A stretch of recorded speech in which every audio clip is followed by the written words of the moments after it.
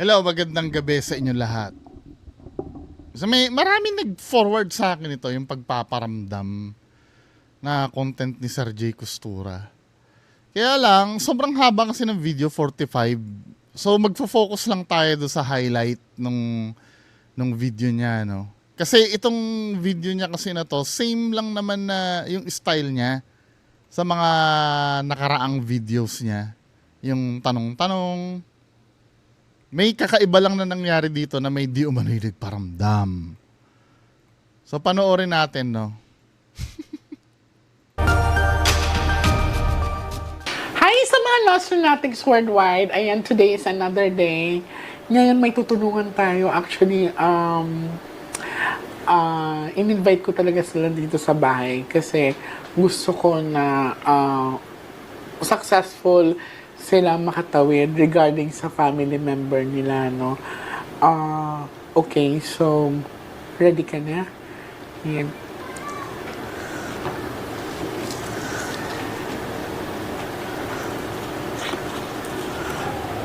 Babaan ko lang resolution, mukhang nag-i-struggle yung ano ko eh.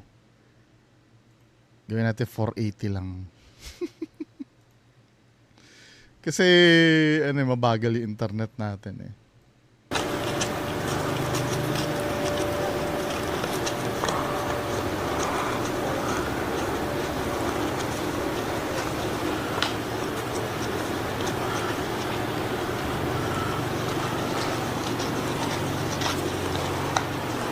Tatawid daw ano. Forward nga natin. Siguro after nito, pwede na natin panoorin, no? Okay. Ano pa panoorin nila? Kasi naiintriga talaga ako sa mga pangyayari. Pero, bahala ka na, Lord, help me.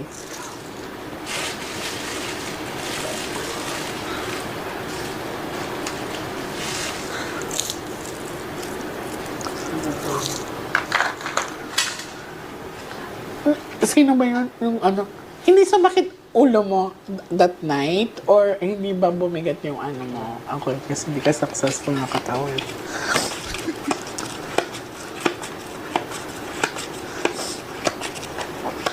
I-skip natin ah. Darling, I want you to focus. I want you to pick one card.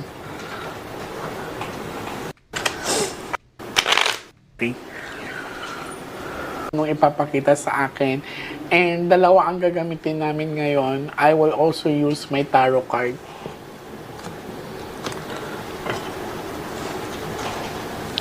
Kuha ka darling ng 7 cards. So total lagay mo dito.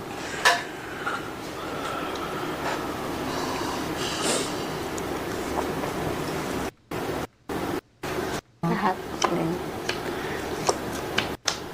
Same color. No? Lahat din. Oh my God. Andito na naman yung king. So, napaka-consistent talaga ng barahan na, napaka-consistent So may ano na siya, may reading na siya before, no? ng pinapakita sa akin ng baraha. So, again, this is a sharp object, no? So, eto, sa pinapakita sa akin, king is here. So, ang lakas ng energy nung guy. So, ibig sabihin, hindi talaga ibang tao ang gumawa sa kanila. Kasi sa pinakita sa akin, it's dark. Baka nga nagmakaawa pa yung dalawa eh. Baka! And sa pinakita sa akin this time ha, kasi may pagmamakaawa, baka Baka, sila maaari, sure muna. baka, Kumbaga, sa ano pa ay baka, maaari, hindi ko pwede. kasi wala nang force entry. So, baka pagpasok nila Baka. sa kwarto ay may nakaabang or may nagantay na talaga sa loob. Not unless kung may isa sa kanila na may hawak ng susi or duplicate. So, eto, pumasok na sa barahan na ang taas ng chances talaga. Ang taas ng chances. Napansin nyo, hindi naman sigurado lahat ng sinasabi. Di ba? Baka, pwede, maaari ang taas ng chances. Merong kinalaman ang isa sa employee sa Condotel na yon. Kasi kung wala silang susi, maaring yung Maaari. isang tauhan ay nagdala ng duplicate to open the room. So, Alam mo, sa totoo lang, hindi nakakatulong kung may kaso man sila, no, na or investigation na ginagawa. Hindi nakakatulong to eh. 'Di ba?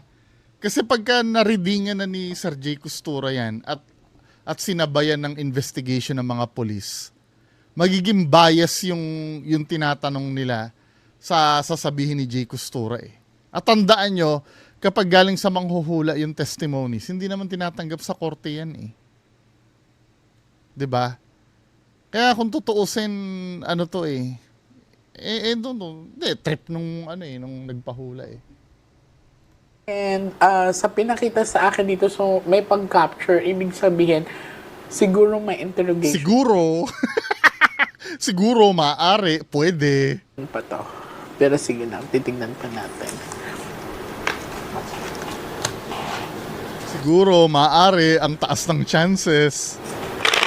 Bihira. Sigurado kayo na yun ang yun ang re-relayan nyo? Siguro maaari ang taas ng chances. Walang force entry, no? Walang hindi sinira yung ano. Wala po. Tanong pa. Wala din Walang, pong commotion. wait lang, naguluhan ako. Kung wala siyang force entry, Sige! Magtanong ka ba? kuha ng Tanong!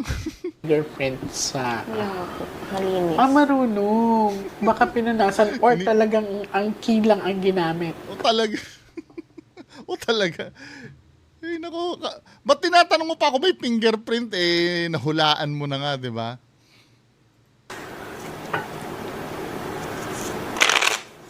Ay, Diyos ko. Same naman sa pinakita sa akin, walang force entry talaga siya. Hindi, nalaman mo na eh. Kaya sinasabi mo na walang force entry. Now, doon tayo sa highlight nung video. Oy, shout out kay si nag-tip sa akin ito si Ma'am Arian Peralta eh. Tapos na din sa akin ito ni Sir Tantan na suggest. Tapos shout out Ma'am Ina, 'di ba? So, dami nag-forward sa akin kaya nahiya naman ako na hindi contento. Tapos doon tayo sa unang paggalaw. Gusto ko i-trace kung 1914 yung timestamp yung unang paggalaw. 1914.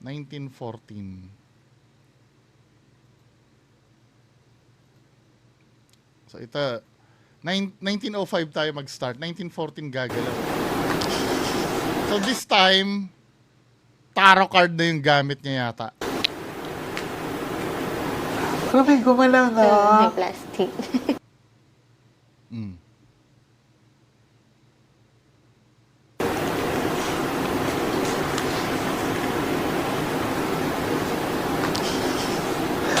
Gravity yun eh.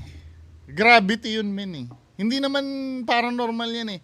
Ito granting. Ito yung argument ko. Granting na paranormal yun. Bakit hindi mo siya naramdaman bago pa man gumalaw? Dapat nafe-feel mo na yan eh. Pero naggumalaw muna, then sabihin mo na parang gravity yon. Dahil ang tinutungtungan kasi nung case ay plastic na malambot. Darating ang time na hindi siya stable kasi babagsak yan. 2 beses nangyari yan eh. Pero ang gusto ko ma-determine, kailan ba nag-start niyang nilagay yung case na yan dyan. Case yata ng card yun, di ba? So dito kasi,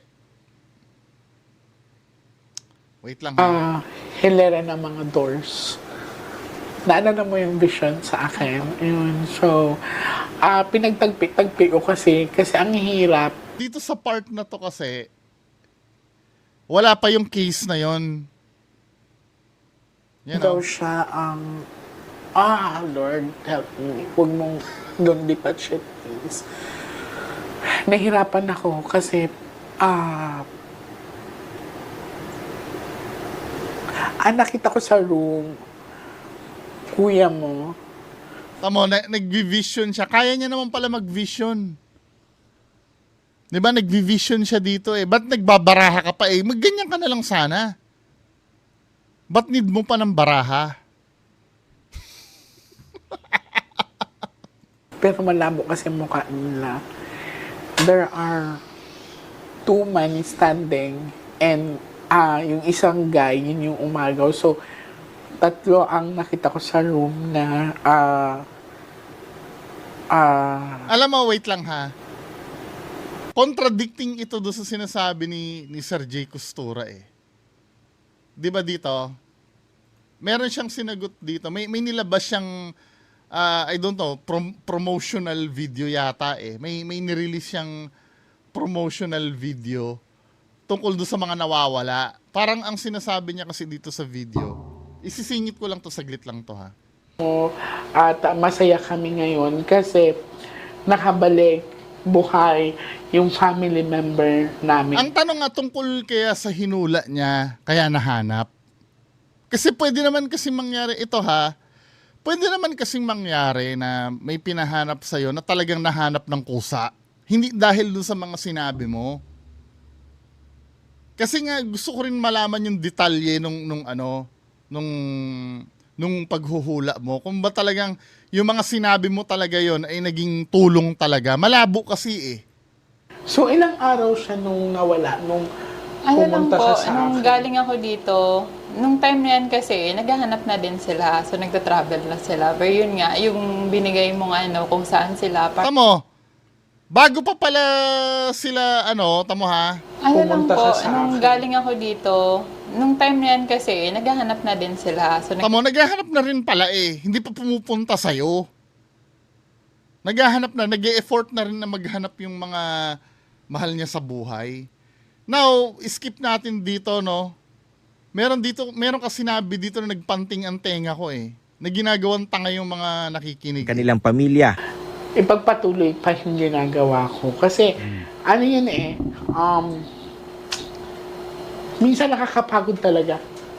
Lalo na may mga taong judgmental sa atin, ang dami-dami na laging sinasabi na, nasa na yung mga tinutulungan mo, mga ganyan-ganyan. Hindi kasi alam ng karamihan pag nakaka-resolve kami ng crime is hindi na namin minsan sinasa publiko para po sa safety namin. Bullshit! Bullshit. Alam mo kung bakit?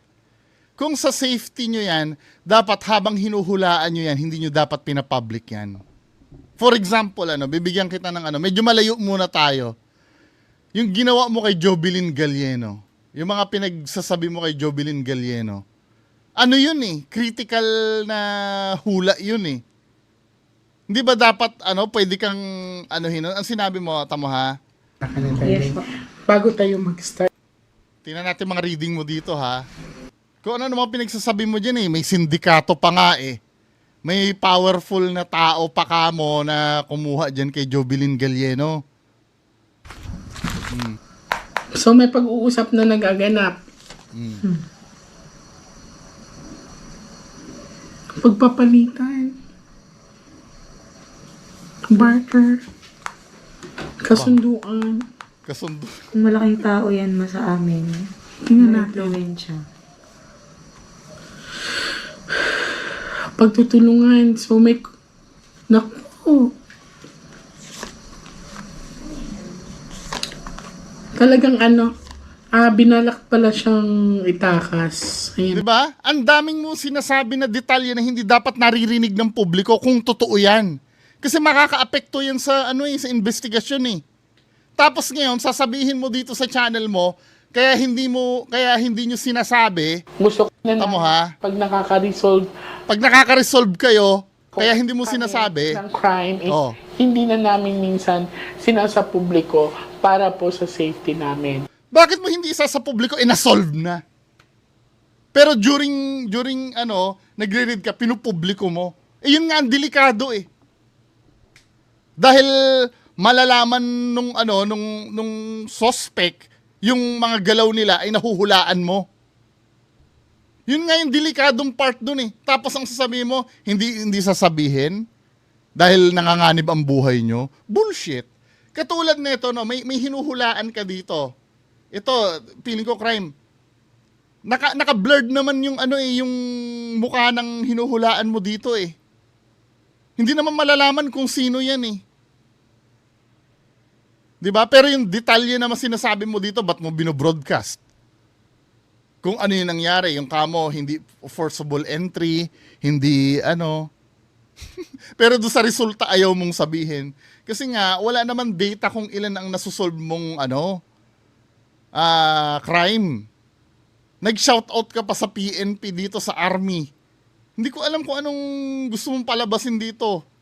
Eh di sana regular ka ng kinuha ng mga Gusto ko ito mo, din ha? magpasalamat sa mga authorities natin, military, NBI, mga police, na pumupunta sa akin dito minsan na kumukuha ng mga clues.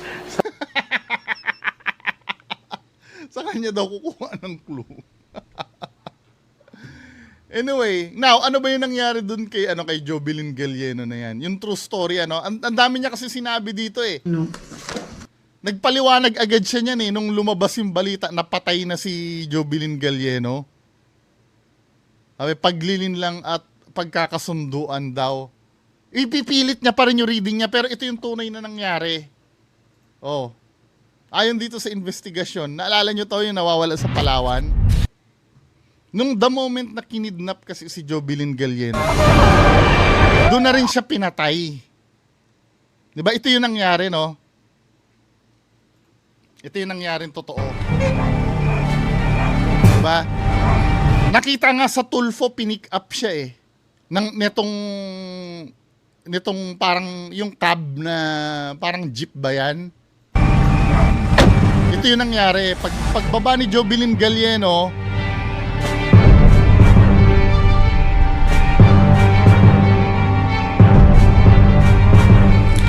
Igo mo dito. Pahayag pa niya sa mga pulis, siya ang tumayong lookout. diba? Si Jovert ang humila at sumaka sa kanilang pinsan.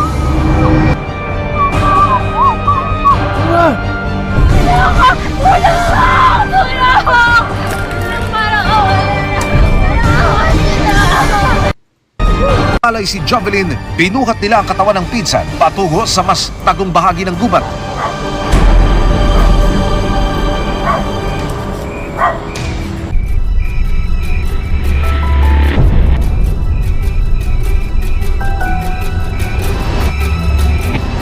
At doon nila salitang ginahasa ang dalaga. Matapos pagsamantalahan ng biktima, kwento ni Leobert sa mga pulis.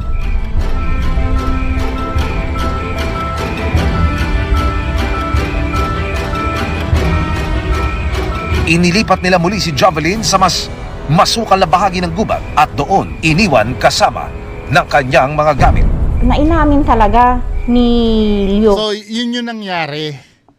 The moment na nawala si Jovelyn Galieno nung time na yon, dun na rin siya pinatay. 'Di ba? Contradicting sa sinabi ni Jay Costura na may powerful pa na kung sino-sinong kasabwat. Now, ang tanong kasi dun sa time na yon, bakit ang bilis maging kalansay, 'di ba? Pero nagsagawa ang PNP ng DNA analysis eh. Napatunayan na yung DNA nagmamatch dun sa magulang ni Jovelyn Galieno, dun sa I think nanay yata at mga kapatid. Now, marami pa rin duda. Baka mamaya kasi yung kalansay na nakuha ay kamag-anak lang ni Jovelyn Galieno, kaya nag-match dun sa mga magulang at kapatid. Ngayon, NBI ang nag-take over. Kung naaalala nyo yun. Ang ginawa ng NBI, para walang kawala, gumawa sila ng maternal at paternal DNA exam doon sa kalansay. Nag-match doon sa nanay at nag-match doon sa tatay. So meaning, yung kalansay na yon, dapat yun ay anak nung dalawang kinuhanan ng DNA sample. Kasi maternal at paternal na yung DNA exam na ginawa eh. dapat ano yun, anak nila dapat yon. Eh wala namang nawawala sa anak nila maliban kay Jovelyn Galieno eh. E di si Jovelyn Galieno na nga yung kalansay na yon. Di ba? Kaya sablay yung inano ni Jay Costura ngayon, nag-e-explain siya ngayon dito dahil sablay yung hula niya.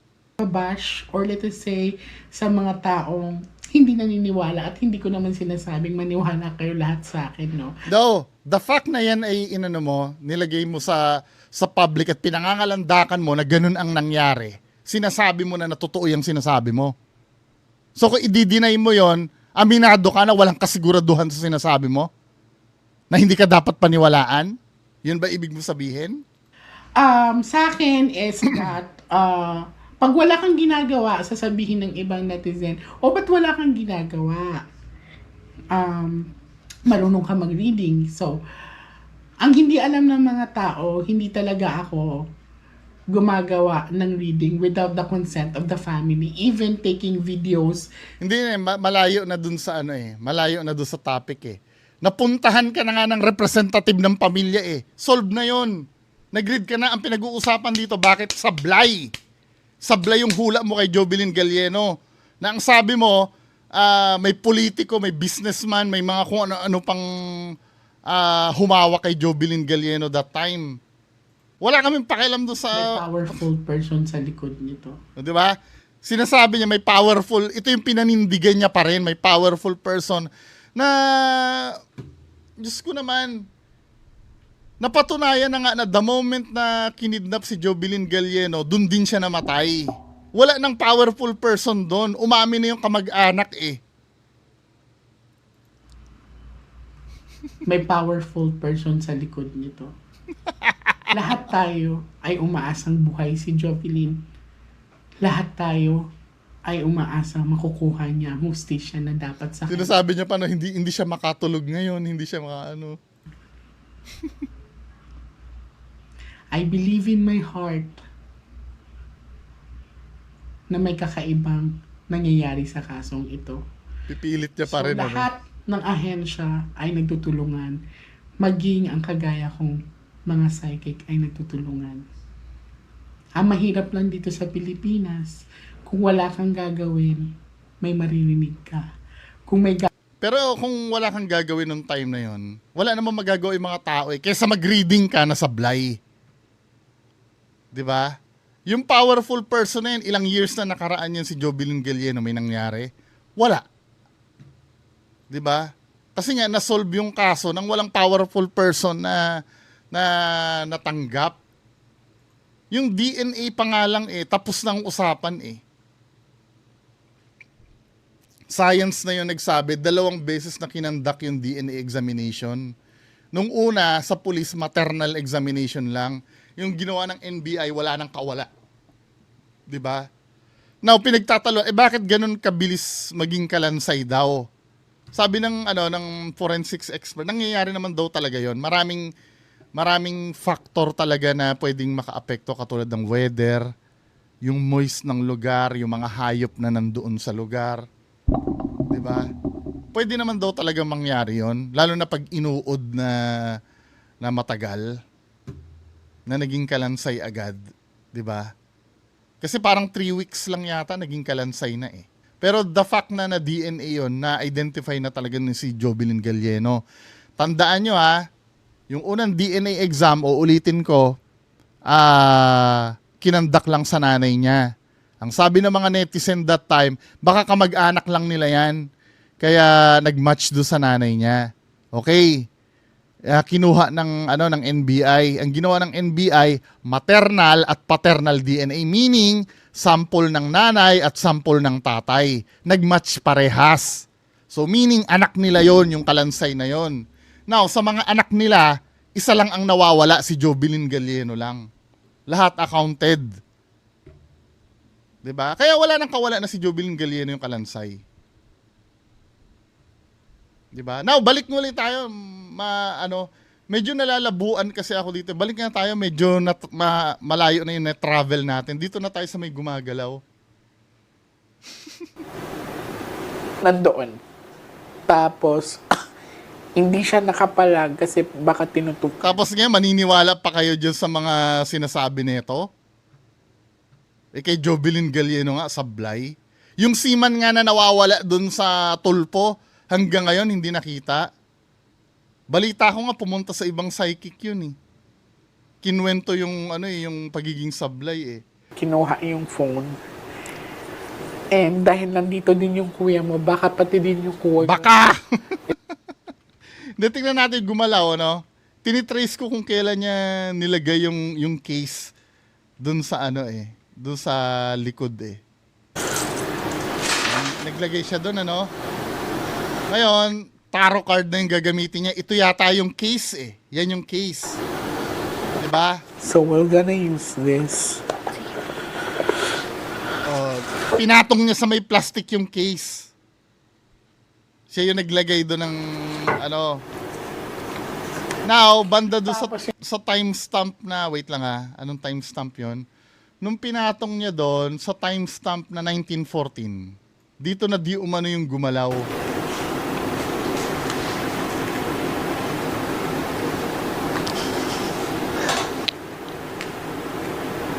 Pero may gumalaw na. May plastic. Ayan, diyan yung pinatong yung plastic kasi ito eh. Yung umbok na yun, air yung laman yan, hangin. Maglalagay ka dyan ng unstable na bagay sa ganyan, na pagka tiningnan mo, mag-aano talaga yan. Lulundo yan. 'Di ba? Bumagsak siya due to gravity. Hindi yun paranormal.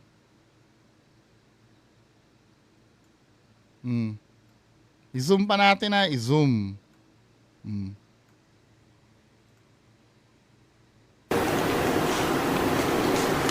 Diba? Ano yan? Paranormal ba yon? Now, kung paranormal yan, dapat bago gumalaw yan, iba na dapat ang nararamdaman mo. Dahil bago makapagpagalaw ang isang spirit, ayon sa research, kasi gumagamit ng electromagnetic field yung mga yan eh, para makapag-manifest sila eh. Kaya nga gumagamit ng EMF meter, malaking energy ang kailangan yan bago makapagpagalaw yan. At pag may nararamdaman ka energy, dapat nararamdaman mo na yan bago pa man gumalaw yan. Eh, anong nangyari? Wala lang sa'yo. Nung gumalaw, saka mo lang napansin. Di ba?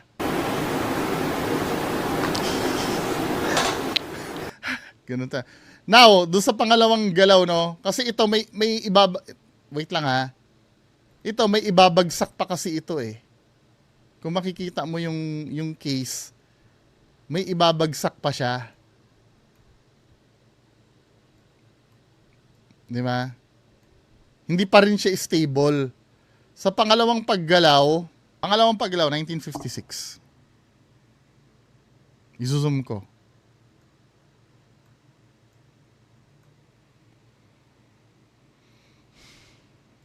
Lagyan natin 1940. It's very impossible. Ano it's very impossible? Galaw ng gravity yun eh! Downwards eh! Anong impossible? Kaya Kami napating lang. kami doon. Hindi naman siya It's very impossible. Hindi, gravity yun eh. Napatingin kami yung dalawa. Basta downwards, gravity yun. It's very impossible. Okay, so we are close to na. Uy, andito ka ba?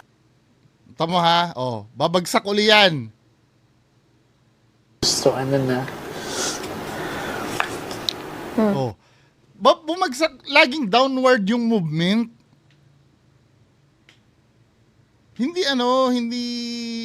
Hindi siya kababalaghan. Andito ka ba? Gumagalaw. Gumagalaw. May Pati yung tunog. yung box ko. Okay lang sana kung kung ang galaw niya tumalsik, or let's say yung dragging, yung hinila or natulak. Okay lang sana kung gano'n eh. Pero kung palaging downward, gravity yun. Kasi unstable yung plastic na tinutungtungan. Eventually, babagsak din yan pagka hindi siya stable. let's say itong mask ko, no, pag nakaganyan yan, darating at darating ang time na babagsak yan. Not necessarily na sa kung anong factor pagka hindi siya stable. Plastic yung pinatungan mo eh. 'Di ba? May tumunog na it's Shut up! Shut up! object.